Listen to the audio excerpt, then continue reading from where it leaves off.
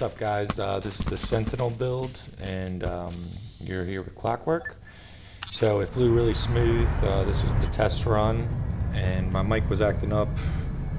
It wasn't working. I thought it was, but yeah, it flew really smooth. It pretty much glided. My top speed was only 400, but I only had 3 main thrusters and 4 medium for forward thrust. But then we'll go back to when I started building. So the concept was I was going to put down a medium core and then just make something different. I started out with just the groundwork, just the layout. A lot of people build where they put their elements first, or they do how much weight they want to build or how much weight they want to move with that ship, which is a really good idea, but I didn't know that at the time.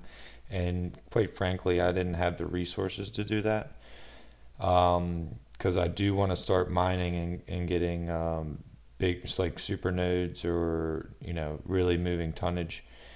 And I really didn't have anything at my factory, and I wasn't going to break down my factory to try to get a weight.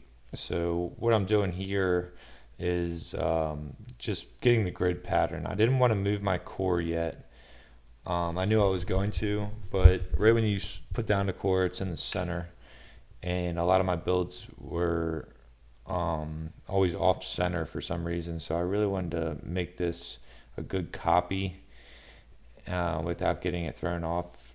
And now in between the build, it did come off center just a touch. I don't know how it did, but there's a lot of human error, and when you copy and paste and stuff, some things get wonky. And then instead of using just straight blocks and your corners and stuff to build, I did use a lot of the line tool. And what the line tool is, it's a very good tool, but there'll be twists and turns that you can't really duplicate twice. Like, you have to almost get lucky. Of course there's going to be a way and trial and error, but halfway through it, I just wanted to build it. And this probably took, with my setup, it took about 4 or 5 days to really get it good and to where I'm at, because I was doing one thing at a time. I didn't want to get overwhelmed. And I didn't have pre-built elements or voxels, so I was doing everything as we were going. So that's where the time really took. So when I ran out of steel, I would go and mine it, harvest it, refine it, make it. Now, if you're going to do a big build like this, I think just with red steel, I probably used at least 1,000 meters of it. With the white polished, I probably used around about 1,200. And then I switched over to some white plastic because I really wanted it to be white, but I was already too far in. I probably used just 200 of that, but I just used it in certain areas to make things stand out. But I kind of made it, like right here, as you see, like I really wanted it to be shapely, where it's not just one grid, where it was flat but had some character to it. And yeah, it was a fun build. I learned a lot. I would do some things a little different, but it turned out really well. Right here, I'm just kind of gridding out and doing my math to make sure I'm right. So after doing the grid, like what we got right now, I was trying to, it was a little too boxy, so I definitely wanted to start doing the line work to get it the shape it is, kind of sleeking it down, trying to make the voxels themselves aerodynamic. But again, that line tool it's good, but it doesn't stretch exactly where you want it. Even when it's blue, it'll have kinks in it, or you just maybe misshape. So you really have to be patient. And then you'll have stuff like that where like it's really jagged. So you have to restart, reposition, or you make like what I was doing. I started like meeting in the middle and making just points to hit, but not knowing. So when you'd go to copy it and go on the other side, it wouldn't rotate right. I know you can make it rotate right, and sometimes it would, but then other times it just would not come around and do exactly what you need, because a lot of my build was like with 3 different twists, and that really started slowing me down with the build later. So right here we're kind of getting the main beam up, so we can start laying out the frame, the inner frame.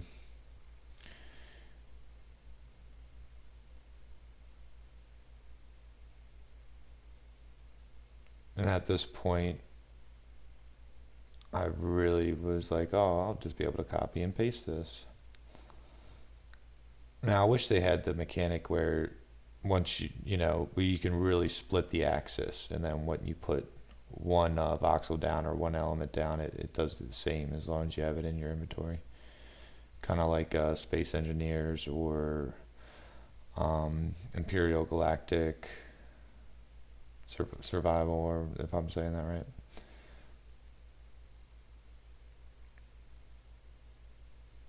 Yeah, like there's certain points like what I just did there that came to bite me in the butt later. Alright guys, pretty much halfway done the framing of it, like the design. It's looking good. A lot of twists, a lot of turns. Trying to make it very unique, very different. Don't know exactly how it's going to pan out because I'm not able to copy that I thought I could, but I can't. So you can copy designs and rotate them, but it's just not working. It's not working the way I want it to, but it's all good. We're gonna get it pretty much.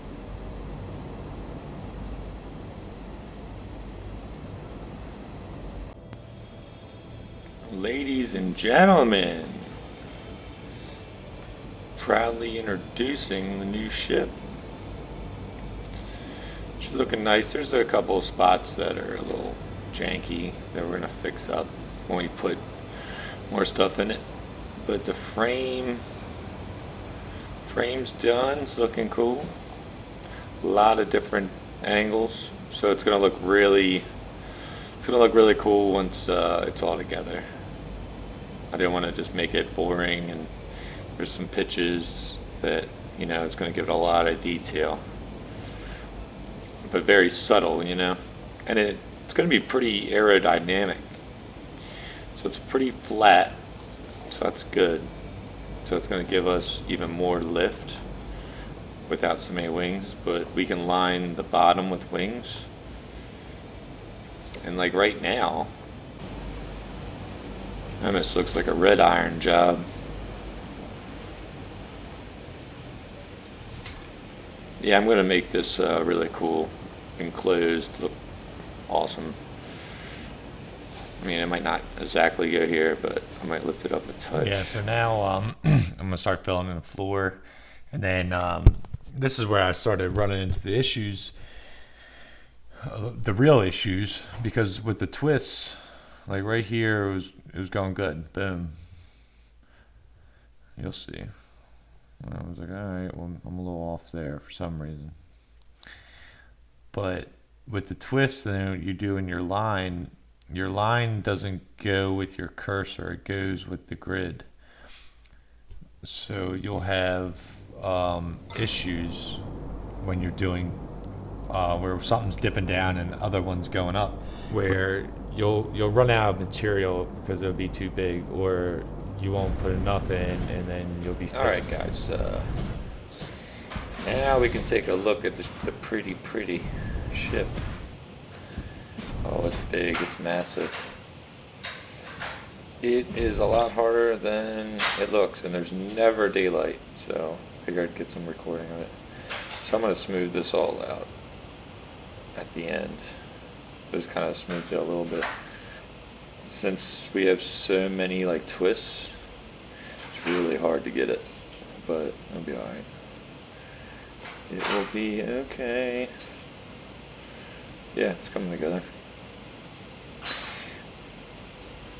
I gotta get the exterior on just to see how many thrusters I need. But right now, she's a heavy. 253. So elements, as much as the honeycomb, a little bit more than a honeycomb. So I'm not really worried about it. I'm gonna do a lot of glass work, I think. I'm starting to do the glass now. Alright, so the hard part's over, I thought. So I really started getting in the groove. I started taking out stuff, and I realized that it wasn't going to be perfect, and I just started having fun with it, and knew it wasn't going to mirror itself perfectly with the design. So I really just had some fun after that, and just trying to finish up. And I'm just kind of taking a tour here, the engine room, kind of seeing the shape of it and the layout and how I was going to do the windows. I think a lot of the windows are in. Yeah, actually, most of the windows are in. And then kind of just going over the space. And I knew I was getting rid of this circle. It was way too small. It was smaller than my other bridge. But I liked it for what it was at first. Like, I didn't know if I was going to do something right away or just to get it flying. Then I was going over how I was going to do the wings. I knew I was going to get more wings in there because more wings the better, right? And it really does work. It really helps. I mean, this thing does glide for not being fast and for being 500,000 ton just in voxels and equipment so far. And I can only go 400 miles an hour, and it stays up in the air for a long time. I have to bring it down, so it's good. And I barely have that many adjusters on it. I have maybe 3 to each pivot point. It's pretty good.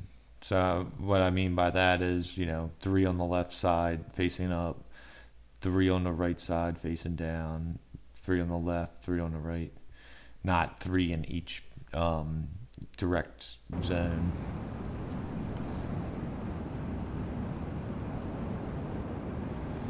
Yeah, so that's pretty much the build. I changed up. I added the wings there. I changed the cockpit area, which was really cool. It worked out. The cockpit area worked out so good. It just fell together. Just using steps, and it really set it off. The windows looked really good. I didn't polish them too much. I kind of hit it there and hit it here to maybe smooth out a touch, but I just kind of kept them a little junky because you know what, it is what it is. I'm not a professional builder, but I can get the job done. And then, so I'm prepping right now, getting more equipment and elements to take off. Here we go. So I did have an issue. The left thruster, it just wasn't, it was linked up and it had fuel, but it just wasn't turning on. And I had to set it down here because I cut the film, so you didn't have to deal with it, but I noticed it wasn't lighting up before I took off. And then, so I messed with that. So what I pretty much did was just take it out and just took it out, replaced it, relinked it, and then it worked fine.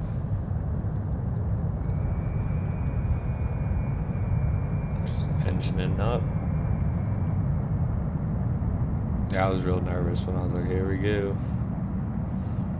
I mean, you put all this work in, you put days in, you put all the resources in, and yeah, you can repair it all, but definitely with all the glass work, because the glass work's elements, it's not voxels.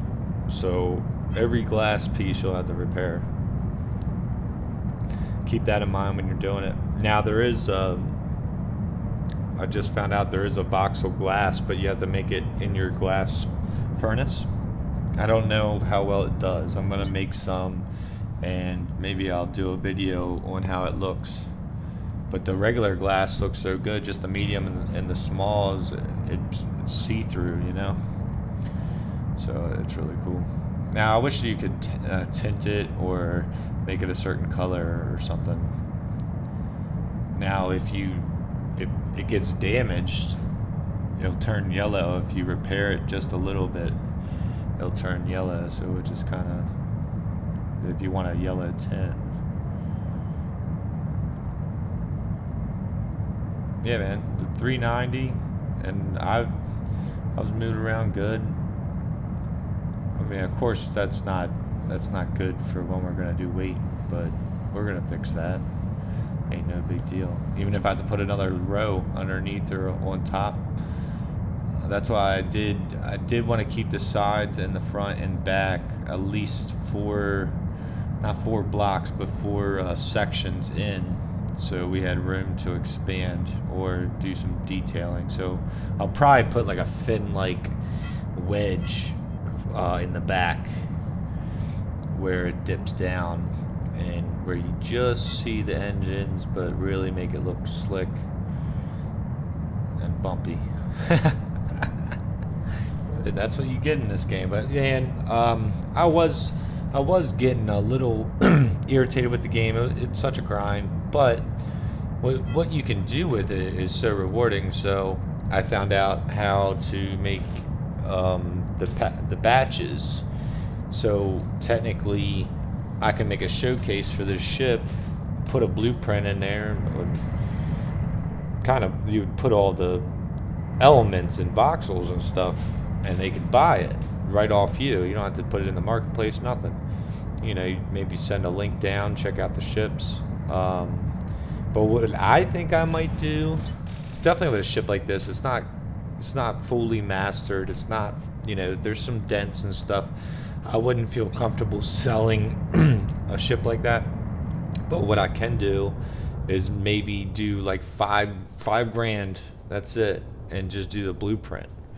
You know, hey, 5 grand's nothing in this game, or 10 grand, or whatever. Where, hey, you want to come by and get the blueprint, just grab the blueprint.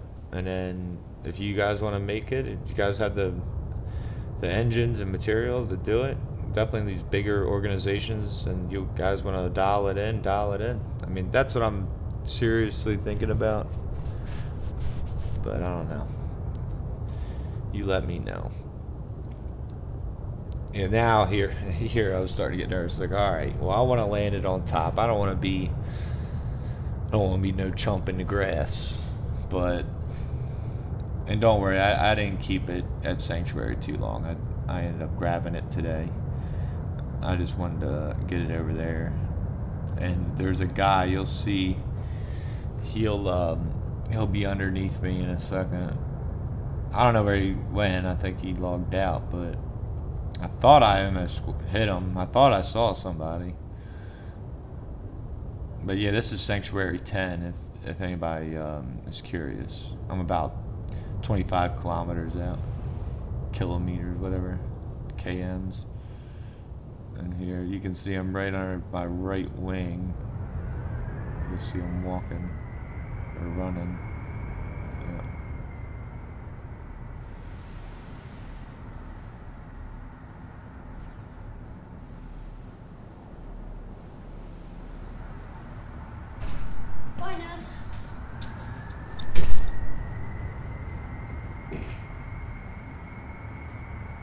Yeah, I was like, well, I don't want to land on my ship.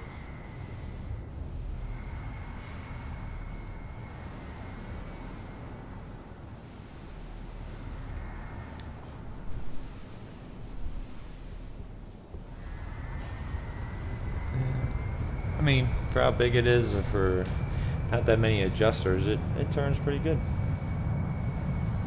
I think it turns a lot better than my little ship. Maybe set her right down. See that guy? I think that's a guy right there. It's gotta be. Or maybe that's a line mark. I don't know. Maybe I need glasses.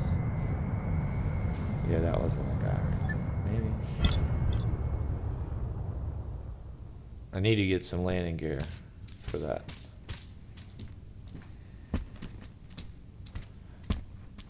Alright, well, I hope you guys enjoyed. Remember to subscribe and like and share and whatever.